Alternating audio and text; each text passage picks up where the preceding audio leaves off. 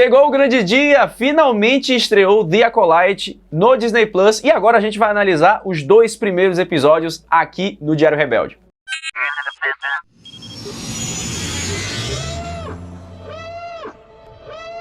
Todos os Wings reportem, sejam bem-vindos ao Diário Rebelde, eu sou o João Jedi e o grande dia chegou, a gente vai analisar os 2 primeiros episódios de The Acolyte que estrearam no Disney Plus ontem, dia 4 de junho. Hoje, né, imagino que o vídeo esteja saindo na quarta-feira, dia 5 de junho, então você vai acompanhar comigo aqui a minha análise desses episódios. Mas antes eu quero trazer primeiro para vocês a minha crítica geral. Como eu falei no vídeo de primeiras impressões, que você confere aqui em cima no card, eu tive a oportunidade de assistir 4 episódios de The Acolyte antecipadamente, graças ao meu trabalho como apresentador e também membro do Omelete, e aí eu já, dei uma pincelada no que achei, mas agora eu finalmente posso falar realmente o que achei desses 4 primeiros episódios de Acolyte. Primeiro de tudo, Wings, é que eu peguei um pouco leve na análise de primeiras impressões ali, porque eu não posso falar muita coisa, eu não posso dizer tanto assim o meu gosto, eu posso dizer realmente impressões. Muitos de vocês até podem achar, nossa, falou e não disse nada. Pode até ser no seu ponto de vista, mas eu disse muita coisa ali que quem pegou, pegou. Inclusive eu vi nos comentários muitos de vocês pegando. O meu sentimento com esses 4 primeiros episódios de The Acolyte é que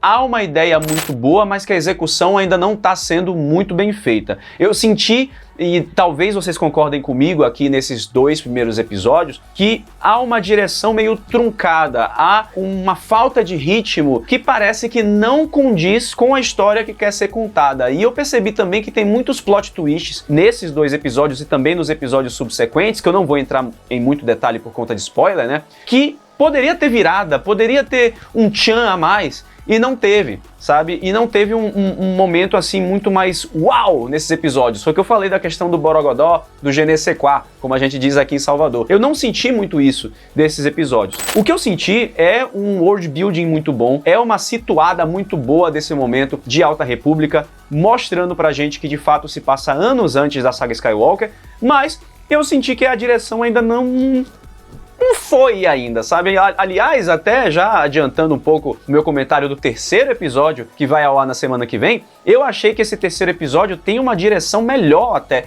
do que os outros episódios, né? Mas, falando especificamente agora do primeiro e do 2º episódio, eu senti que são bons episódios introdutórios. Eles funcionam para setar o universo de The Acolyte, para mostrar como são esses Jedi da Alta República, mas eu senti que tava meio truncado. Por exemplo, o final, se não me engano, do primeiro episódio, eu achei que ele foi quase do nada, sabe?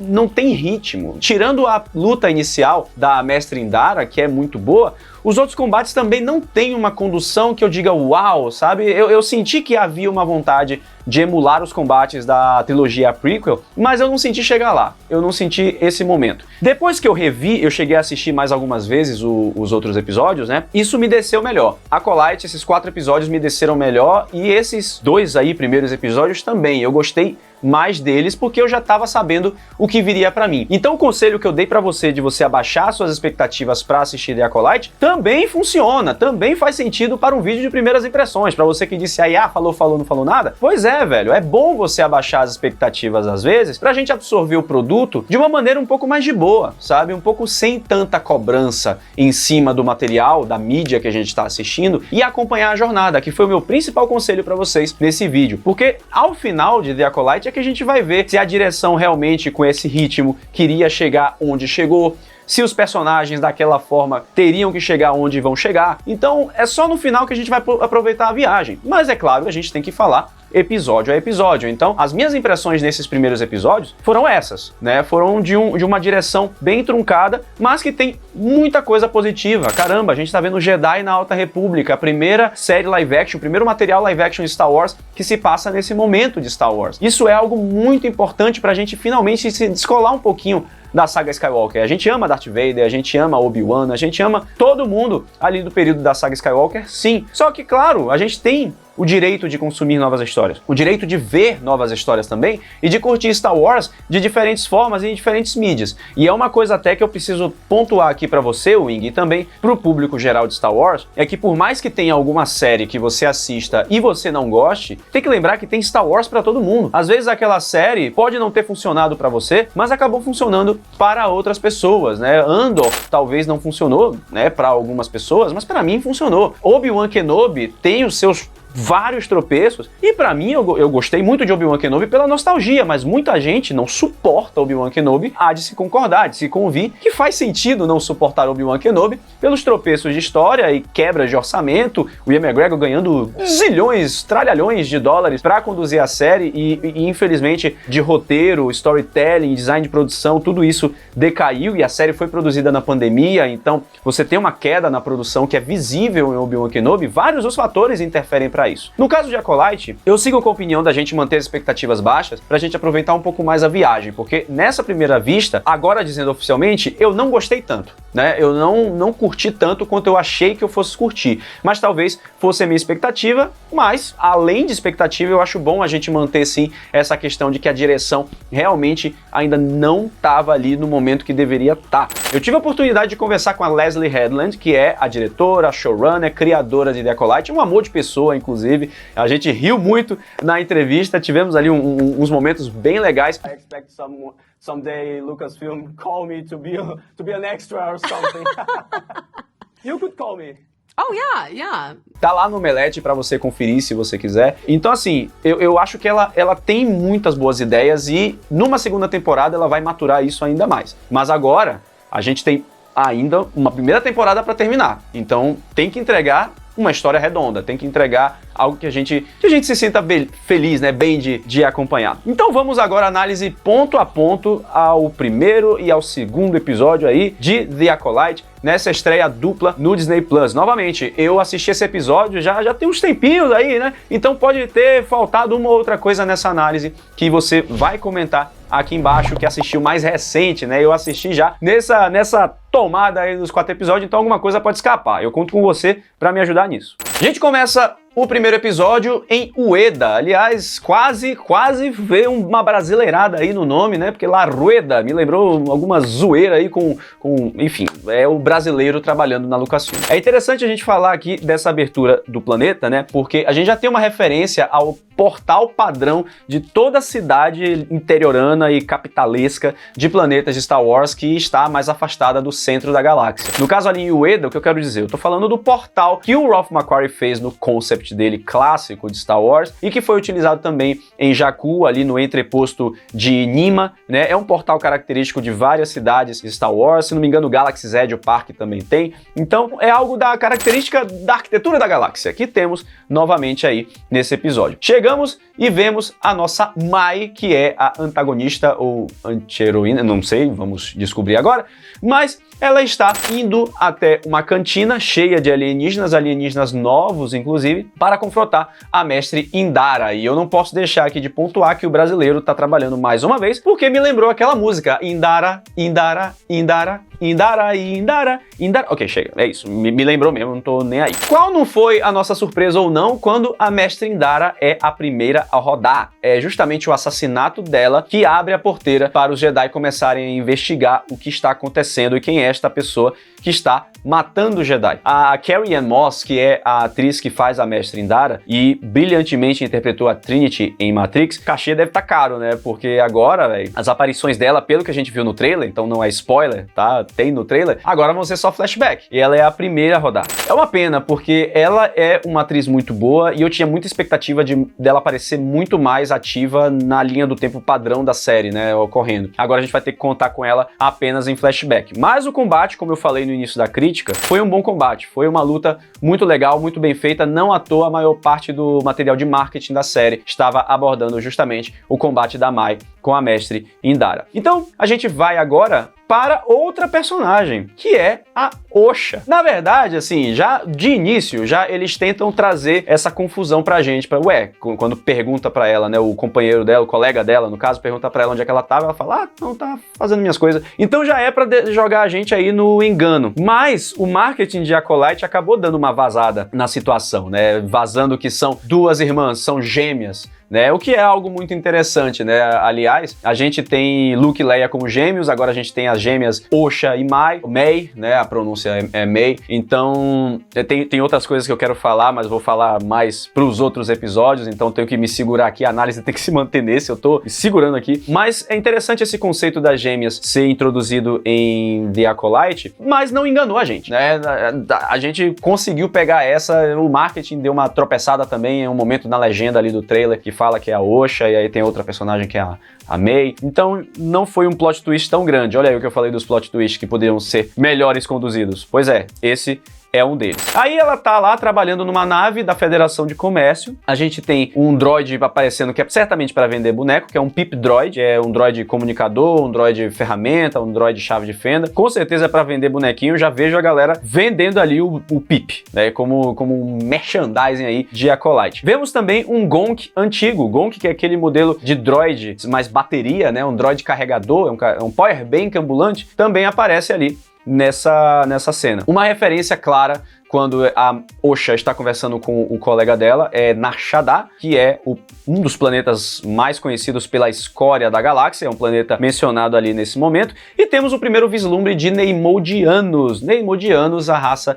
de Cato Neimoidia, a espécie responsável pela Federação de Comércio, está aparecendo, mostrando que a sua influência está existente ali naquela parte da galáxia, principalmente porque os Neimoidianos são muito relevantes ali no período de ameaça fantasma por conta da Federação de Comércio. A Osha, ela é uma mecânica de nave da Federação de Comércio, porque talvez, né, ali pelo background de The Acolyte, seja esse momento, 100 anos antes de Ameaça Fantasma, que a Federação de Comércio começa a crescer e a se estabelecer nas regiões da galáxia e aumentar a sua influência, especialmente política, no Senado Galáctico. Então isso deve ser meio que uma referência mesmo, uma lembrança para os Neimoidianos lá de Ameaça Fantasma. Aí, só para dar uma avançada, achei interessante a gente ver o Caça Jedi que aparece para interrogar a Osha, trazendo os Jedi para interrogar a Osha. É um Caça Jedi modelo da Alta República, um modelo que a gente vê nos livros, no caso lê nos livros, mas a gente tem também esse modelo em algumas animações, em alguns materiais de marketing da Alta República, né? É um modelo muito característico do Caça Jedi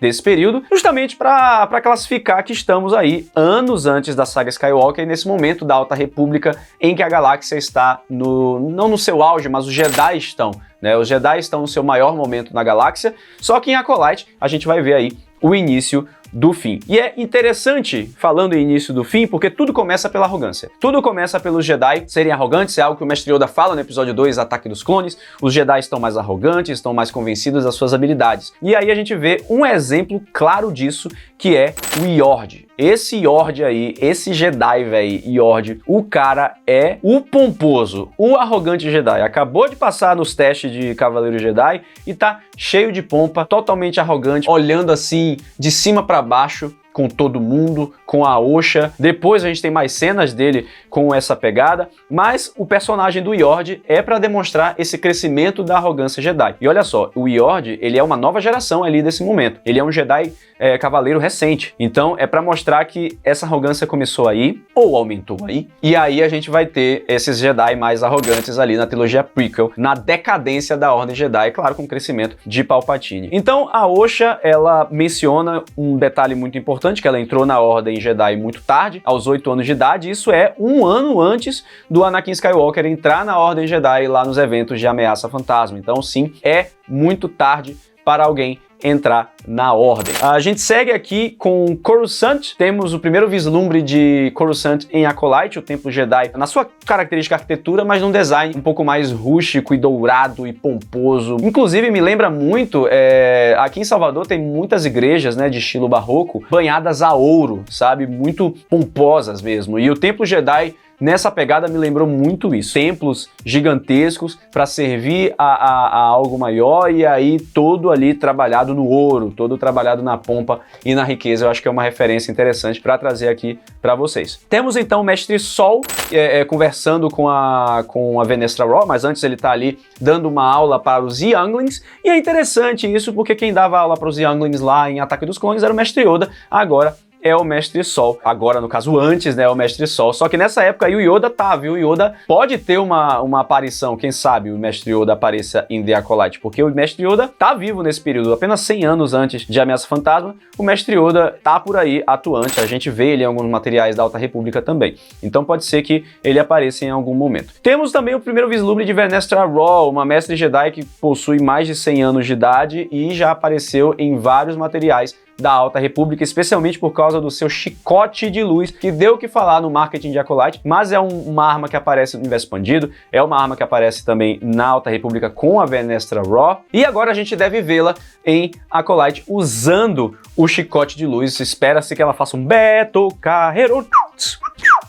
lá em algum episódio de The Acolyte. No momento que a Venestra está conversando com o Mestre Sol, ela menciona que o fato de a Osha ser uma potencial suspeita e ela ser uma ex-Jedi, isso pode atiçar os inimigos políticos do Jedi. E é uma coisa que os Jedi falam muito até na trilogia prequel, né? Eles estão muito ligados à burocracia do Senado. É o que a gente vê também em Tales of the Jedi, né? Que o Mace Windu menciona ali com o Conde Dooku, no caso na época era apenas Dooku, numa missão deles em Histórias do Jedi. Que eles estão muito amarrados no Senado, nas decisões do Senado. Então imagina isso, pode atiçar os inimigos políticos do Jedi e o fato de ser uma ex-Jedi que está matando, no caso, ou não, né? Alguém da Ordem Jedi. É um bom lembrete pra gente ver como os Jedi acabam se enfiando aí nessa política da galáxia, e isso também contribui para a derrocada deles anos depois. Na confusão para escapar ali da nave prisão, aparece, dentre os bandidos que estão lá, um cara que depois deve aparecer de novo, né? Aparece sim, porque no trailer mostra o Mestre Sol usando um Mind Trick com ele, e aí é um dos caras que ela ajuda a sair e deixa ela para morrer na queda da nave, né? No caso ela não morre, então tá tudo bem, mas ele vai aparecer na sequência. Então temos a primeira imagem, né, a primeira cena da Jack, que é a Padawan de Mestre Sol nesse momento. A Jack que é interpretada pela Daphne Keane, que faz a X-23 em Logan, e também esteve na CCXP México, lá com meus colegas do Omelete também. Uma excelente atriz que fez um trabalho brilhante em Logan e tá aí como uma Padawan. A nave da Osha cai em um planeta gelado que é Karlak. Toda vez que aparece um planeta gelado em algum trailer, a gente fala que é Ilum ou que é Hoth, né? E eu acabo fazendo isso também, ou é Ilum ou é Hoth, então não era. não era, mais uma vez não era Ilum nem Hoth. Errou! Aí quando esses Jedi vão fazer a missão de recuperar a Osha, abre a porta e o Yoda tá passando o manto Jedi, velho. Ele tá passando o manto Jedi, man. Sem camisa ali, passando no meio da nave que vai fazer a missão. Na moral, velho, se a gente jogasse esse Yoda no meio das Guerras Clônicas, eu quero ver o que é que vai acontecer. Ele tá no meio das Guerras Clônicas, ele ia ver o que era bom. Passando o mantinho Jedi, deixando tudo na estica, meu irmão. Vá pra vida real, man. Vá pra linha de frente das Guerras Clônicas, seu Jedi Nutella. Eu quero ver como é que você ia lidar com isso, seu arrogante. Não, brincadeira.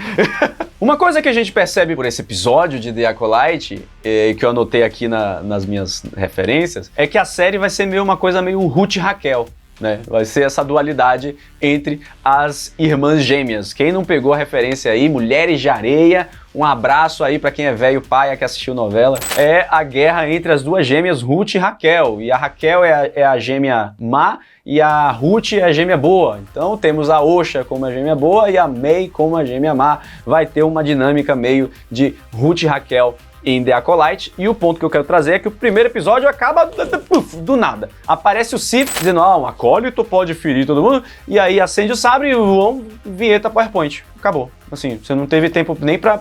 Eram 2 segundos a mais de trilha sonora e zoom in. 2 segundos a mais. E aí dava pra gente absorver melhor a cena e a gente não teria a impressão de que acabou do nada. Mas tudo bem. Vamos agora pro segundo episódio analisar ponto a ponto o segundo episódio da estreia de The Acolyte. O segundo episódio traz o planeta Olega, onde tem um templo Jedi local. Como sabemos, os templos Jedi, eles não estavam apenas restritos a Coruscant. Os Jedi tinham diversos postos avançados e templos pela galáxia, como a gente vê o templo de Lothal, lá em Star Wars Rebels, e muitos outros templos Jedi dos quadrinhos e dos livros. No caso aí, em Olega, temos um templo Jedi nessa região e vemos a tentativa de assassinato da May do Mestre Torben. Agora, o Mestre Torben é aquele ator que faz um dos Lannister, né? Eu esqueci o nome dele completamente. Pera aí que eu vou procurar aqui. Aqui, ele faz o Tommen Baratheon em Game of Thrones. O nome do ator é o Dean Charles Chapman.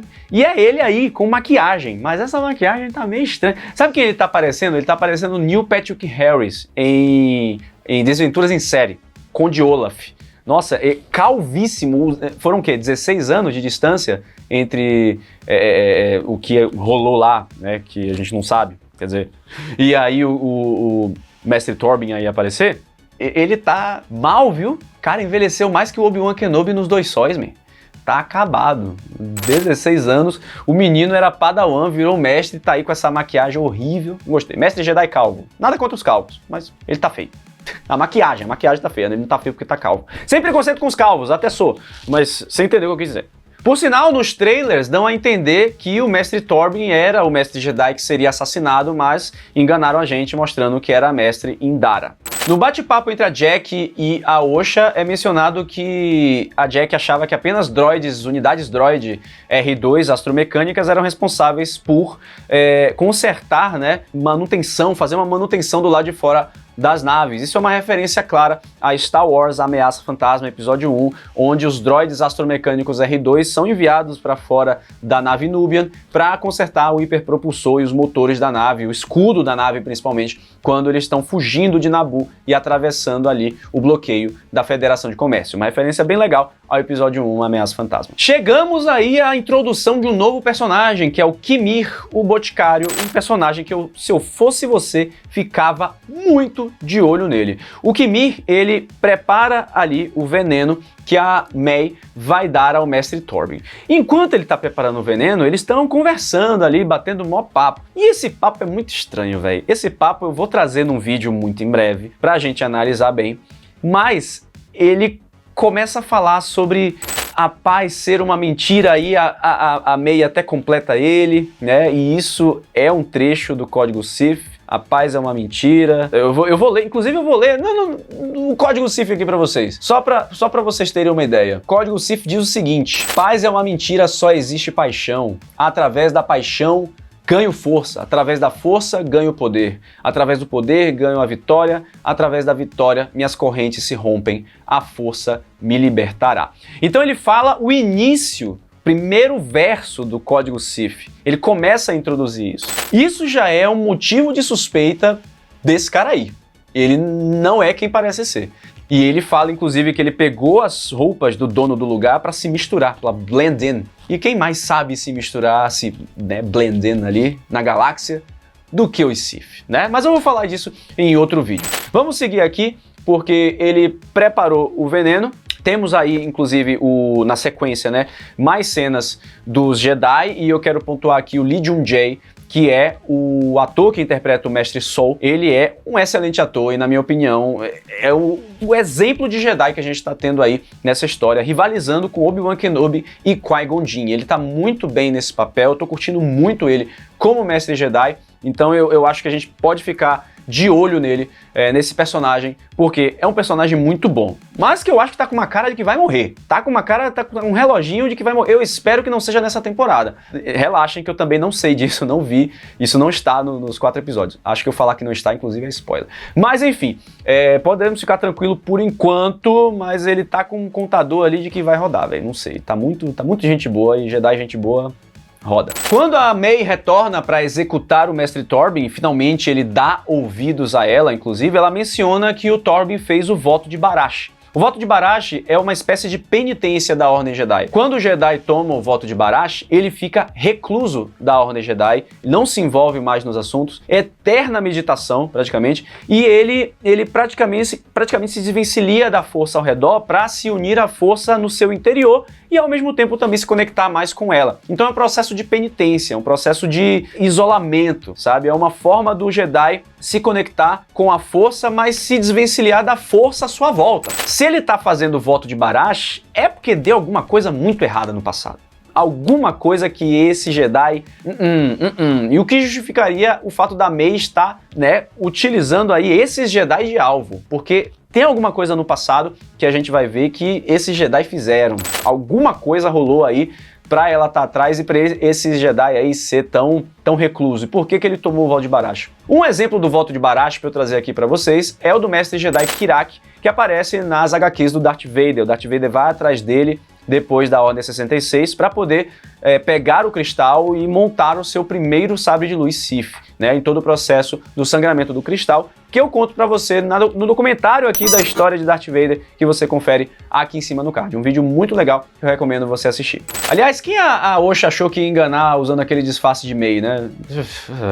Pelo amor de Deus, todo mundo ia perceber que não era a Mei. O Yord menciona I have a bad feeling about this, né? Eu estou com um mau pressentimento sobre isso, uma clara referência a uma das frases mais faladas do universo Star Wars, que é o fato de estar com pressentimento de dar ruim, né? Quase dá ruim, mas talvez o seu mau pressentimento não seja para isso, mas seja para mais coisas aí na frente. Temos uma luta física entre Mei e Sol para capturá-la, e ela usa a bomba de fumaça do Batman para poder escapar dos Jedi naquele momento. É mais uma luta que tinha um potencial, mas não alcançou esse potencial todo. Tem até um momento GTA que a Mei rouba o Speeder ali, dá uma cotovelada e rouba, né?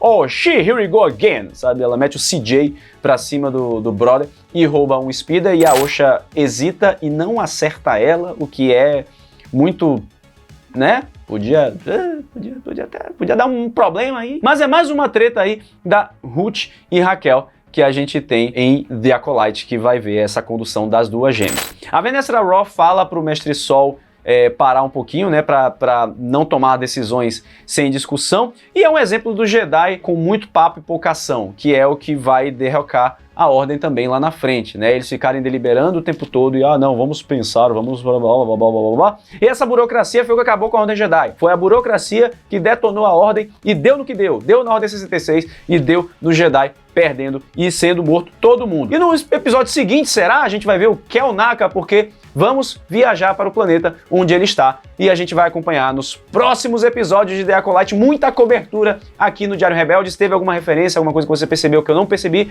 comenta aqui embaixo. Quero saber a sua crítica desses episódios também. E a gente continua a cobertura de Diário Rebelde. Tem aqui, 2 vídeos para você assistir e claro, que a força esteja sempre com você.